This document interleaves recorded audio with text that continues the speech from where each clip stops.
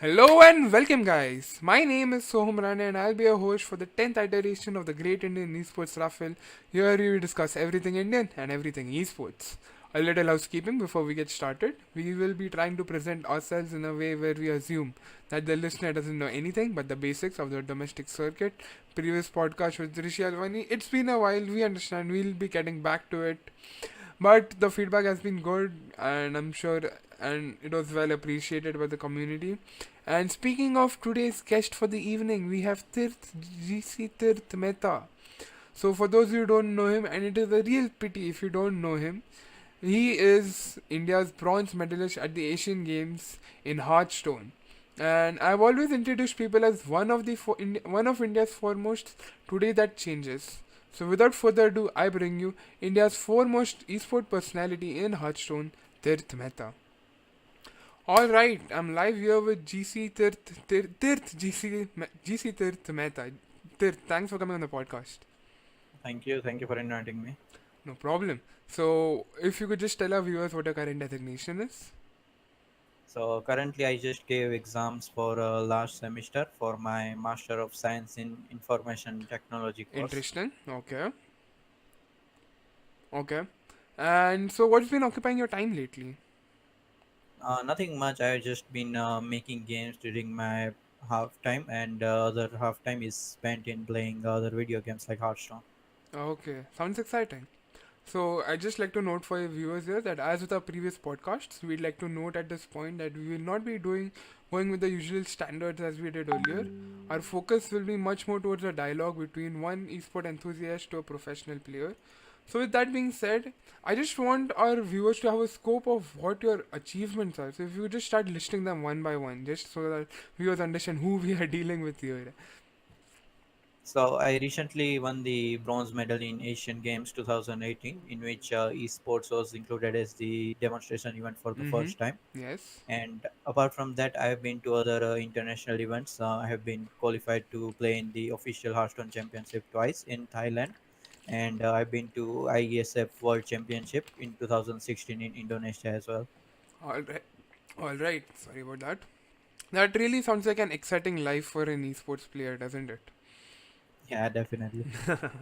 Alright, so we shall begin with some topics on your life. And with that being said, how was the childhood of a bronze medalist at Asian Games like? The childhood, I was basically a bookworm. Like I didn't take part in any other activities. I mostly The stick. introvert, the classic introvert, you could say. Yeah, yeah. So I just read books and I enjoyed learning from the books. So that was my basically the main hobby at the childhood. Okay. And with that being said, how did you get into gaming? What's the backstory of GC Tirth? So like initially, like when I was a child, my cousin brother had a console, so we used to play Mario, Contra, Tetris, or those games on that console, and we enjoyed playing it. Like getting together and enjoying a game to play on a large screen was definitely fun. And Okay. yeah, it's like a couple years after they got a PC as well, and we played different games like Midtown Madness, Road Rash, and The one of the old version of classics. NBA. Yeah, definitely. So those are like how I started getting into the gaming. Okay, speaking of starting to get into gaming, how did you get into competition? Like you are certainly a very competitive player now. That goes without saying. How when did you get into competition? So I always enjoyed competing in whatever field I try, because like I believe competition is a way to learn faster. So I Correct. used to compete in yeah, so I used to compete in different chess tournaments before I got into competitive esports gaming.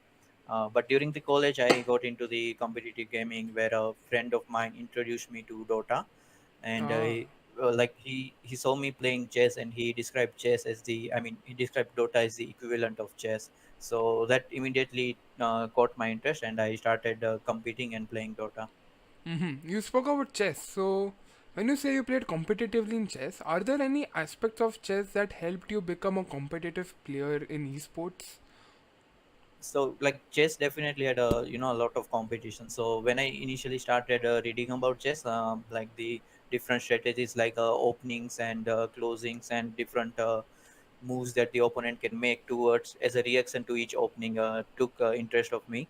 And like the strategical aspect, like the fact that we have to think a few turns ahead in chess Mm-hmm. is yeah. So I think that is the one thing that has helped me a lot in my esports career. Okay, okay. So you spoke about Dota. So how were the Dota days? How was the competition like in Gujarat? And what led you to leave Dota? But let's start with how Dota was back in the day for you. Yeah, so like when I started playing Dota, I was in Pune, pursuing a diploma in computer engineering. Okay. And yeah, so Pune is like, I believe, one of the like major cities where there are actually events being held, there are tournaments being held in colleges as well. So it was a fun time, playing there with my local friends there, who basically like we learned together the game itself. So it was definitely fun to try our best at these different collegiate events. And we Mm-hmm. used to participate in these local events like almost every time. Whenever we see one, we just took our time to participate in those.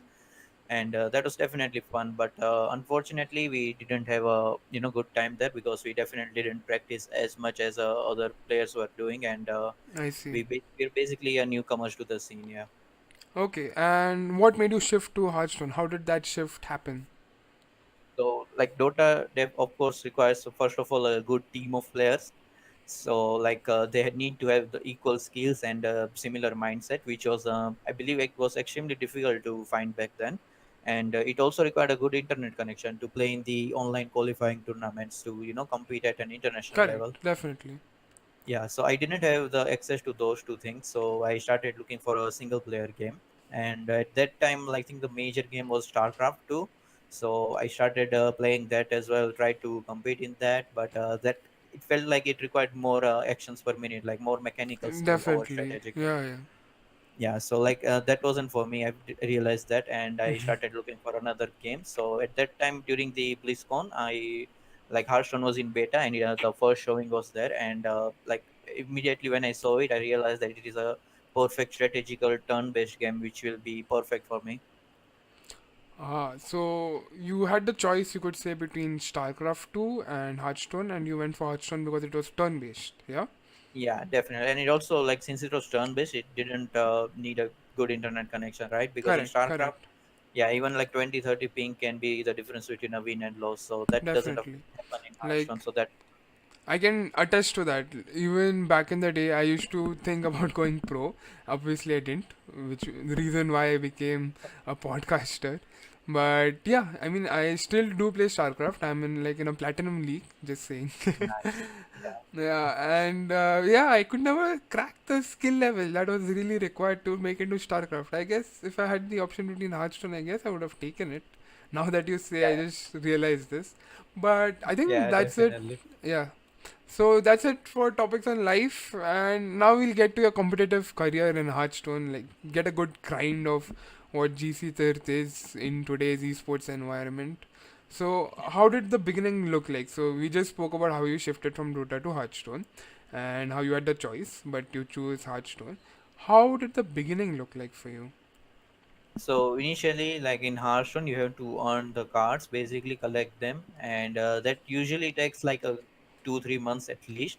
But I didn't wait for that. Like I started playing in different tournaments from like my first week of playing, because as I said, I love to compete. And when I found that there were online free tournaments, I started competing in them.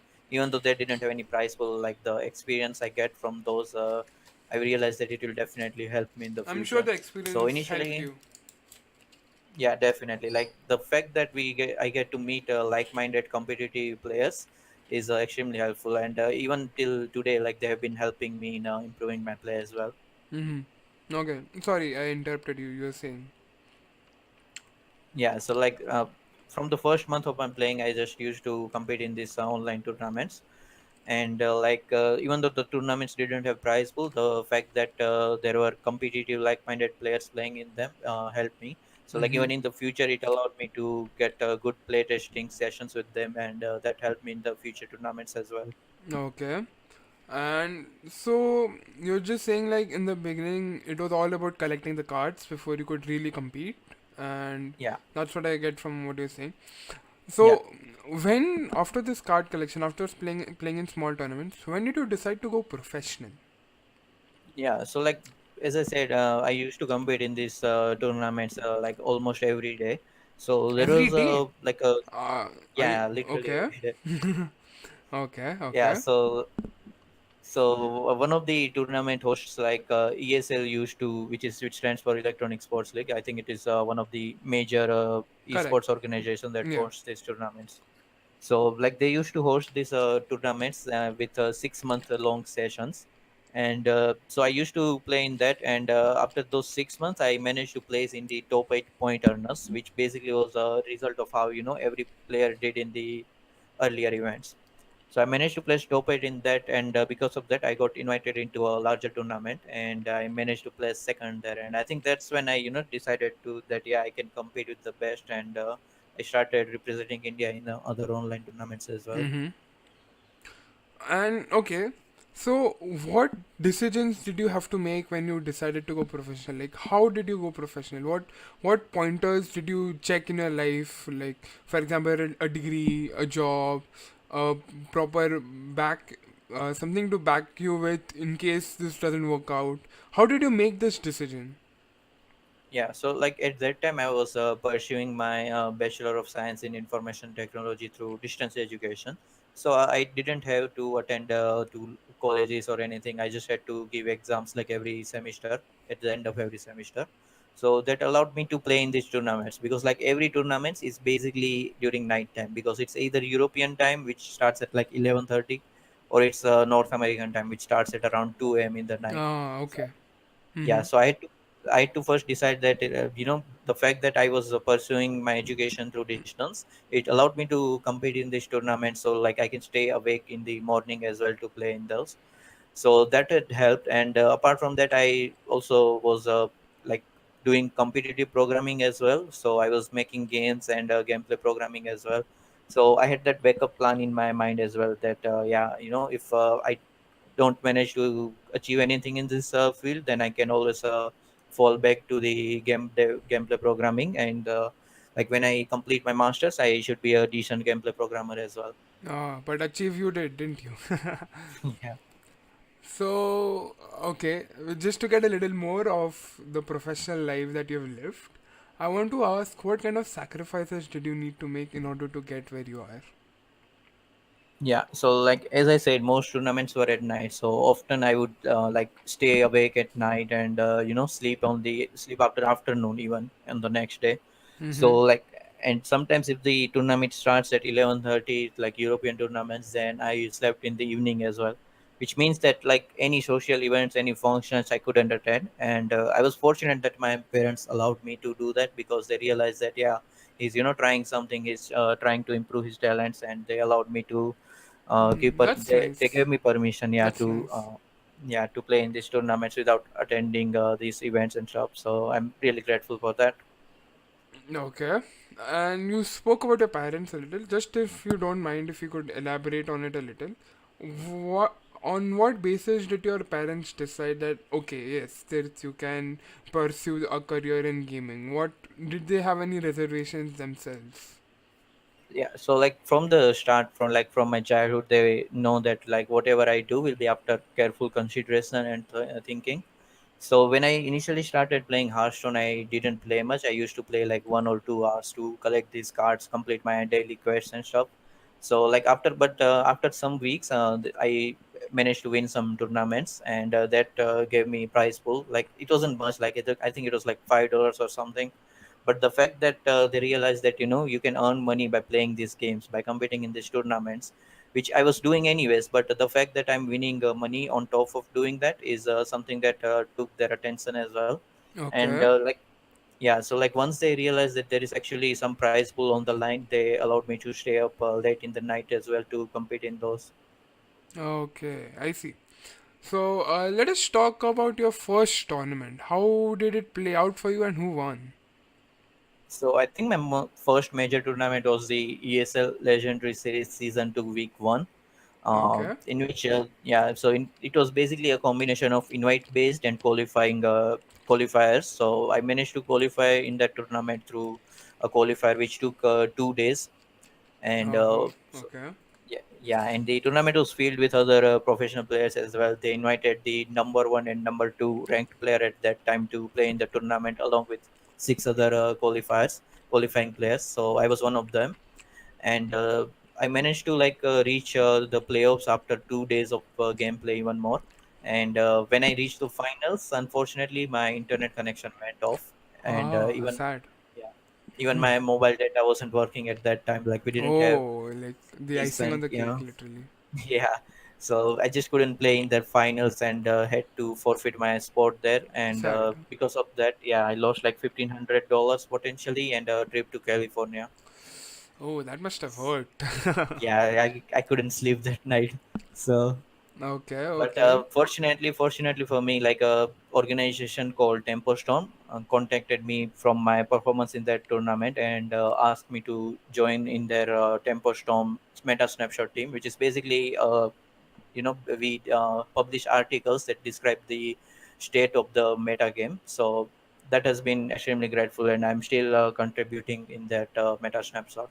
Ah, that's nice. That's nice. So, what? How does your practice schedule look like? Do you have any practice regime that you follow? Any tips you can give on health advice for esport enthusiasts or anything like that? Yeah, so uh, taking care of the health is definitely like at the top priority, because if you get ill, then obviously you can't play in these tournaments, right? Exactly. So yeah, so it's definitely important to keep good care of your health. So like I usually don't sit at my computer for like more than 40-45 minutes, and the fact that Hearthstone games last like 7 to 10 minutes allows me to take a short break or anything. Correct. So I usually just stand up from my chair, walk around a bit, do some casual exercises, cardio and stuff. So that's my practice sessions. But like my main practice sessions, my in-game practice session happens with my friends, which are mostly from European and any regions. So I have to play with them at the night as well. Even if there are Mm-hmm. no tournaments, I have to stay awake at night to practice for that. Okay. So, with all this being said, we are reaching towards the end of our podcast. So, we obviously have to talk about Asian Games now. How did it feel representing India at the world stage, which is something every gamer dreams of? Yeah, so as you said, like every gamer, every person even dreams of representing India at a world stage. Exactly. So, Yeah. and the fact that we as a gamer took the opportunity, got the opportunity to represent India at Asian Games, which is like the second most, I guess, prestigious tournament after Olympics. So Correct. that definitely felt good. And the moment I realized that Asian Games is going to have esports for the first time, and the fact that it had Hearthstone, I just started practicing even more for that. Okay. And yeah, along with that, I also like contacted other Hearthstone like Indian players that yeah, this is about to happen, so be prepared for it, start practicing and stuff. Because like my main goal has always been to like I don't want to represent India, I just want India to have a great representative to win medals for India as well. Exactly. So like That's the good after spirit that you had, I guess. yeah. So like I started practicing with other Indian players as well to so we can improve together. And when the national qualifiers was announced, I also contacted other players to participate in that. Unfortunately, some didn't have passports, some had other exams coming, or someone's parents didn't allow them. Because of such reasons, only like 9 players joined the national qualifiers. Oh, And okay. I didn't know that. That's sad. yeah, which is really unfortunate. Like some of the good players weren't able to play in the tournament, so that was pretty unfortunate. But I managed to like beat them like 15-0. I didn't lose even a single game in that. Wow. And yeah, and after that there was regional qualifiers in which I had to play against Pakistan and Sri Lanka.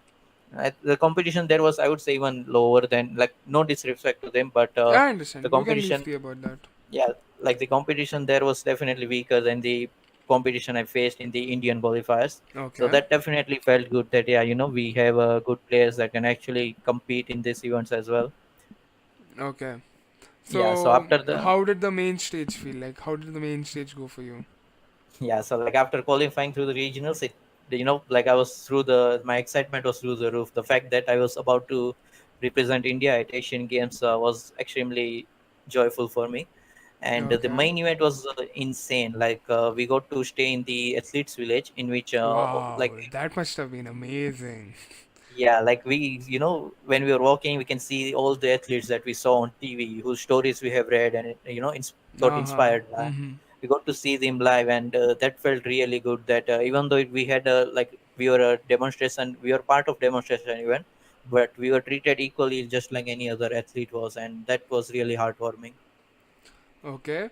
And how, so when you were on the stage representing India, what was the atmosphere like? Like, charge, something.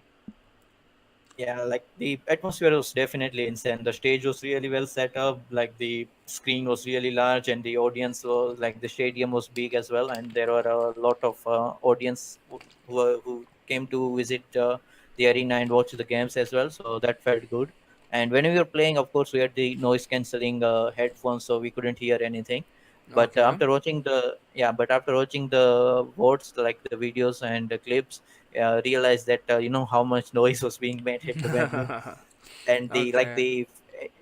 when I was watching the finals as well, I realized that the crowd was really energized, and they were cheering for their local player as well, and that felt good to be a to be a part of an esports tournament that was at such a large scale. Mm-hmm. Okay. So, were you tense? I wouldn't say I was tense, because like when we sit in front of the computer, like I mean, the fact that I had also participated in other local international events like ISL World Championship, Uh-huh. which had a similar stage as well. So like that didn't put me on tension or nervous anything. But when we sit in front of the computer and we start playing the game, it feels like we are playing from the home, right? Because everything is the same, and we get zoned into the game. Like apart from the game, we can't think of anything. So it feels like I'm playing from the game, playing the game from my home. So because of that, there was no tension or no nervousness. But I would Okay. say that like before or after the game, we had like the preparation phase and the event, like the award ceremony and stuff. I would say I was a bit nervous in that, because like my actions would reflect upon our nation as well. So like I was a bit cautious, as so I don't make any mistakes, and it would reflect badly on nation. Mm-hmm. So that actually brings me quite nicely to my next question. Were you used to gaming on the big stage by then, or was the intensity at another level for Asian Games? Yeah, so like the players that I played there, I had actually met them even at different local events that I went to in Thailand and Indonesia. So Okay. like I knew that I could actually beat them at any moment, and the I was used to big stage like Asian Games, because in ISF World Championship, players from all over the world were there as well, and the stage was almost, I would say, as big as the Asian Games stage. So like the stage fear wasn't there. Like I think I can say that I was comfortable in playing at a big stage like that. Okay. And actually, that brings us to the end of the podcast. So, we at ASidCast thank you for your precious time. Everyone at ASidCast wishes nothing but the best for your future career and the progress of it. So, any shoutouts you'd like to give before we end this? Nothing, just shout out to my family for actually supporting me throughout this, and shout out to all the Indian Hearthstone players who are great friends. Like even though we are competing, they always try to help each other out, Uh, and I think that's the best part about the Hearthstone community, and I'm extremely grateful for that. the sweet And thank you to fraternity. you. Oh, Yeah, no. and thank you to you guys for inviting me to this podcast. It's our pleasure. It is definitely a pleasure. So, we look forward to working with you somewhere in the near future, definitely. And that brings us to the end of the 10th episode of the Great Indian Esports Raffle. So, again, a big thank you to Tirth Mehta for coming up on this podcast. We had this in mind for a very long time, but unfortunately, a few delays here and there took our time.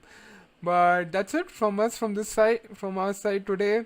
So like, share, subscribe, comment. That is what keeps us going, and that's it from us this time. Be sure to tune in for the next, and we'll see you then. Bye bye.